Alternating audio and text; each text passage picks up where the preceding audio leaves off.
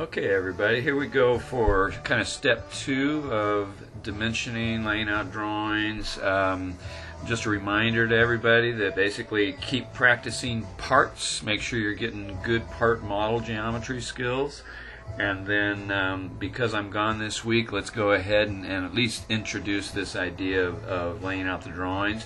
Watch the first video and then of course watch this one. Today on this one we'll just talk especially about dimensioning details, and we'll see if I run out of time before I go to kind of a next subject. If so, I'll make another video. So this is kind of where we left off on the other one. We had thrown some views on here, ISO and ortho. We had turned off the tangent edges so that we don't see the extra lines. We had turned on hidden lines, and we had even changed the color of this dimension here, so I'm going to leave that as it was and assume that you can look back at those things. Next, I want to kind of fine-tune dimensioning, because there's all kinds of little things that we do with dimensions. So, for example, quantity. Let's just go up to this one, for example, and say there were several of these features, and let's just for fun say that there was 4 of them that are this thickness, 0.73. We would put 4x space 0.073, 4 times, whatever that is, to let them know it occurs 4 times. Easy to do. Just click on the dimension. Property box comes up over here, and if you see this spot here that says dimension text, this symbol right in here with the brackets and dim is basically the code or the symbol for that dimension. It doesn't have to say what number it is because it's already out there. If I click in front of that,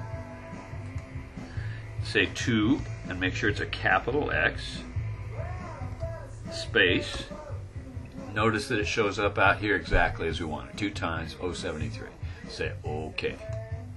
Alright, just for practice, let's go do it on another one. Doesn't matter if this thing doesn't have these particular dimensions 5 times or whatever. And since I said 5 times, let's say this gap exists 5 different times. So grab a hold of that, go over here, click in front of the dimension, or after if there was something you want to put after.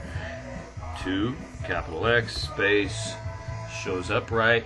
If you're concerned about this spacing, just when you get done saying OK, just grab a hold of it and move it out a little ways. Change your spacing visually. Good to go. So quantity, that's the way to do that. If I was going to say typical, or if I was going to add some other note, I could put it in parentheses and click after the dimension in the properties box, and away you go. Another issue, and I know I did mention this on the other one, but decimal places. For our drawings, I want you to use 3 decimal places for everything. Just kind of get used to that for a while. And in order to do that, the easiest and best is just go up to the options, or you can think of it as properties. Then go to Document Properties tab. There's only 2 tabs, so that's easy. And make sure that you're in ANSI. Now, I went to ANSI Modify because I modified some rule earlier about something on the way I had the dimensions, and that's okay. But start with ANSI, get out of ISO in pretty much all cases. Even if we're going to do millimeter dimensions, as far as the dimension sizes go, we'll still use an ANSI style of dimensioning. And if you leave it in either one, you can kind of go back and forth between them, you can see how they look different. So I'm just going to stay with this ANSI Modify. And I would say okay, but let's go check units and make sure that it's in inches. Just had a student this week, and it happens to everybody every once in a while, is they did it all in, actually they did it in meters, so they had a really giant object. Be careful of these. There's millimeters down here, meters up here, and inches. If the object shows dimensions in inches, that's what you use. If it shows millimeters, use that. And for millimeters, I'll set it to 2 decimal places, okay, because this is, if this was a millimeter part, that's the kind of precision that we're looking for. But for inches, we want 3 decimals. So it's already been set. Click on this guy, choose the number. You're not going to go out to these, hardly ever, but 3 is a good place to just kind of standardize on. Say OK, and then all of these guys will adjust. Okay? So next thing, we got quantity, got number of decimal places, we got the right standard, ANSI standard or ASME standard if they eventually list that. Next might be tolerances. Maybe this dimension here is supposed to be a limit, a range of tolerance. Once you select the dimension, go over here to tolerances. Right now it's set to none. In other words, it's just displaying the dimension itself. If I want to go to limits, just click on that. There's lots of choices, and you can fish around and play with these. I'll set it to limits. Right now it shows it kind of weird. We would never dimension it that way, but it lets you know there's an upper and lower limit. So come over here, and if I want the, let's see, I'll just have it be 5 thousandths, 0.005. And this way, doesn't really matter. We're adjusting that original number, and so I'll just go down 2. So 0.002.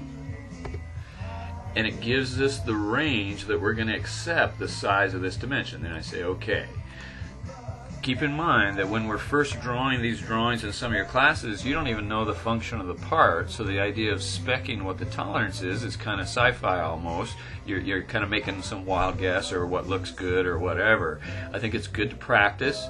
As you get into Bill's class in 211, you'll see that you really are tolerancing things for functional purposes, and then this really will matter. Just so you can see how easy it is to change the style, I'm going to click on that again. And instead of going limits, let's go with a slightly more common, excuse me, I grab bilateral. I want symmetric. That's probably the most common, where you see it's symmetrical tolerance, plus or minus, whatever it is. I'm going to accept that. And I don't like the spacing of it because it's kind of crammed in there, so I'll just drag it out. And SolidWorks adjusts the dimensions to look a little more normal. And now we've got the dimension that we're aiming for, plus or minus whatever tolerance that we're giving them on precision. Okay? Another one I mentioned the other day, but let's just make sure that this, it gets covered at this point, because these are the kind of things that I'll be looking at on drawings, is the color. That is, I would like you to switch all the dimensions to black. They default to this gray. You can see the difference here, nice and black, nice and gray, and let's go fix that. I already opened this up, but just so you can see where I got it, down here is the line format tool. If I go up here and right click, I'll see lots of options. They're not all on because they drive you crazy if all the tools were available. Basically just go down there until you see line format and click on it. Now I just turned it off. Let's turn it back on again.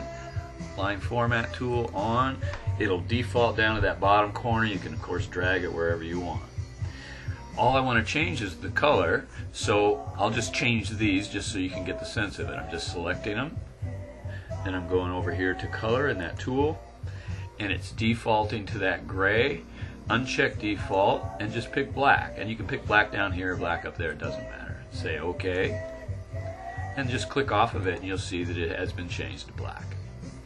By the way, it will plot fine or print fine in the gray. It'll still look black. It won't look like a shaded version or whatever, as long as you got the printer set to default. But I do recommend that you go ahead and just get used to setting things to whatever color that you want them to be. Okay, let's see if I want to go any further with this. Yeah, actually, let's call that a piece. That's kind of some of the default things that will change in dimensions, and on the next one we'll talk about title blocks.